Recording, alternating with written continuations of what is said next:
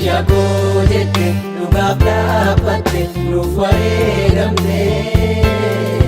sharafuun taatu dagachuu qabnu isa deegatte mul'ata nama kutataa ilma bakkalcha Oromoo jirra jirra jette abdii nutti olte guyyaa gaafa rakkoo jirra jirra jette abdii nutti olte guyyaa gaafa rakkoo jirra jirra jette abdii nutti olte guyyaa gaafa rakkoo.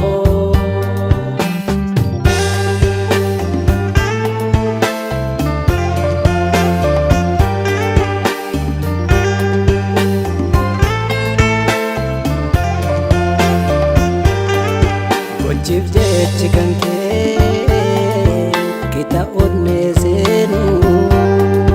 galmaan keenya nutu kaayyoon keemma seenu wareegamtus ati jirta hunda keessa dhiira gaafa dhiqee Hacaaluu Hundeessa ijaarrattee jirta siidaa hin diigamne onnee ummataa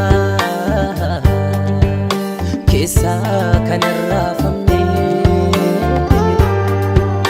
na eenyus na meelchuu kan kee duuti jabaa amma lubbuun jiru of keessan si qaba hojjettee taatu seenaadhaaf waan gaarii jabaan jabaa jettee baafattee ta'arii jirra jirra jirra jirra jirra jirra jirra jirra jirra jirra jirra nu dhaloonni jirra.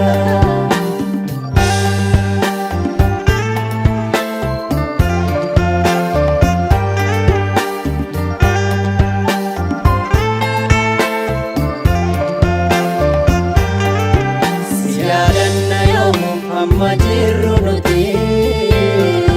nagaatti siin jenna safuun beektu nuti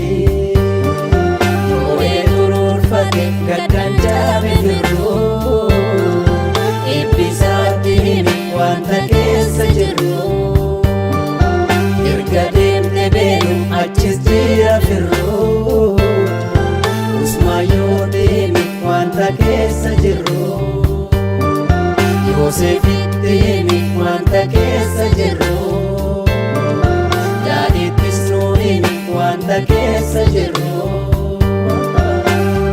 Aaje goota koo mirga falmataa goonnis yoo darbee seenaa yaadataa jirra jirra jirra jirra jirra jirra jirra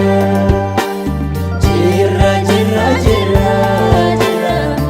nu dhaloonni jirra jirra jirra jirra jirra jirra jirra jirra jirra jirra jirra jirra nu dhaloonni jirra. yaadni yommuu sin daganne dhugaa dubbanna somnee dhaadanne baraa baratti siidan ol ka'ee siif diriire waa'ee kee dhugaa ba'u dhaloonni hiriire waa'ee dhugaa dubbattee lubbuu gaarii laatte silas maal godhee biyyoon si nyaatte silas maal godhee biyyoon si nyaatte ajaa'ib koo